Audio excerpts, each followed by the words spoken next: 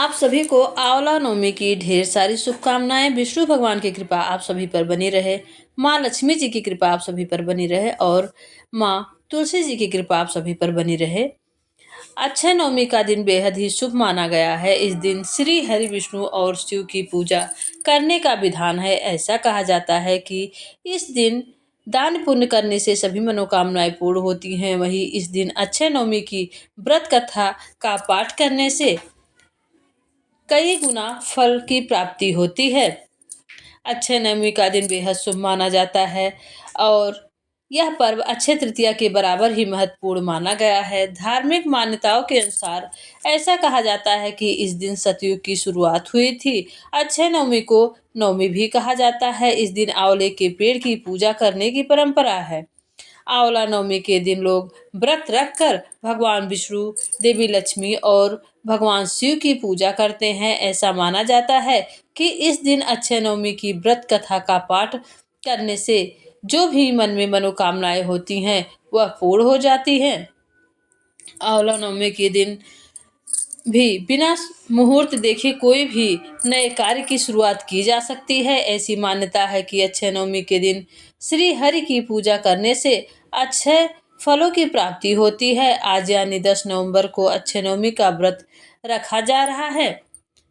अक्षय नवमी के दिन व्रत रखकर पूजा के दौरान कथा का पाठ करना अति आवश्यक माना जाता है। कहते हैं कि व्रत कथा का पाठ किए बिना पूजा अधूरी रह जाती है। अगर आप चाहते हैं कि आपकी आंवला नवमी की पूजा पूर्ण हो तो कथा अवश्य सुनिएगा, या आप कथा सुने या पाठ करें, दोनों का महात्म्य एक ही होता है।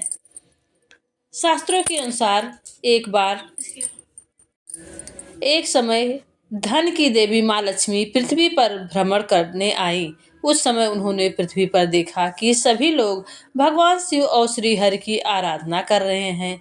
यह देख उनके मन में भी दोनों देवताओं की पूजा करने का ख्याल आया।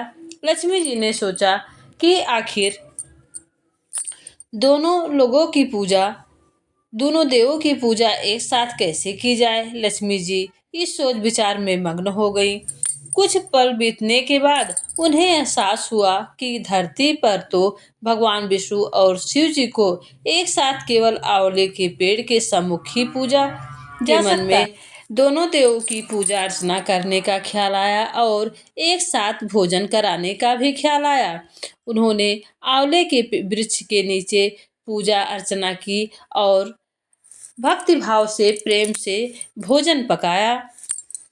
माँ लक्ष्मी जी की पूजा अर्चना से प्रसन्न होकर श्री हरि विष्णु जी ने और प्रभु भोलेनाथ शिव जी प्रकट हुए। इसके बाद माँ लक्ष्मी जी ने आंवले के पेड़ के पास दोनों देवों को बैठाकर भोजन कराया। ऐसा कहा जाता है तभी से हर साल कार्तिक माह में शुक्ल पक्ष की नवमी तिथि पर अक्षय नवमी मनाई जाती है। इस दिन भगवान विष्णु और देवों के देव महादेव की पूजा करने से जीवन में सुख और शांति की प्राप्ति होती है। इसके साथ ही पूजा का दोगुना फल मिलता है। आंवला नवमी के दिन आंवले के पेड़ की पूजा करने से सुख संपत्ति और आरोग्य की प्राप्ति होती है। साथ ही इस दिन किया जाने वाला जप तप और दान सभी पापों से मुक्ति दिलाता है। इस दिन जो भी भक्ति भाव से पूजा अर्चना कर दीपक जलाता है और श्री हरि विष्णु की आंवले की वृक्ष की पूजा करता है, उसके मन में जो भी मनोकामनाएं होती हैं पूर्ण होती हैं।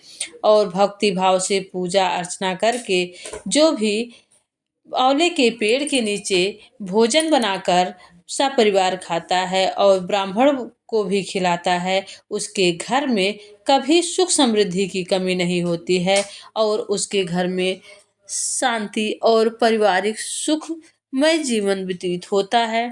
तो ये थी आंवला नवमी की पौराणिक कथा आपको अच्छी लगी हो तो प्लीज चैनल को लाइक शेयर सब्सक्राइब करिएगा और कमेंट बॉक्स में कमेंट करना ना भूलिएगा। माँ लक्ष्मी और भोले बाबा विष्णु भगवान और माँ तुलसी जी की कृपा आप सभी पर बनी रहे। आप सभी हमेशा स्वस्थ रहें, सुख समृद्धि से भरपूर रहें और प्लीज कथा सुनिएगा, पूरा जरूर सुनिएगा और चैनल को सब्सक्राइब कीजिएगा, लाइक कीजिएगा और ज़्यादा से ज़्यादा वीडियो को शेयर कीजिएगा और बेल आइकन को प्रेस करना ना भूलिएगा, जैसे मेरी आने वाली सारी नोटिफिकेशन आप तक पहुंच सके और आप हमारे चैनल भक्ति रस का रसपान कर सकें। तो आप सभी को देव उठनी एकादशी की ढेर सारी शुभकामनाएं। हम आपके लिए देव उठनी एकादशी की पौराणिक कथा चैनल पर लेके आएंगे। तब तक के लिए आप सभी पर सभी प्रभु की कृपा बनी रहे, आप सभी सुख समृद्धि से भरपूर रहें। जय विष्णु भगवान, जय माँ लक्ष्मी, जय भोले बाबा, जय तुलसी।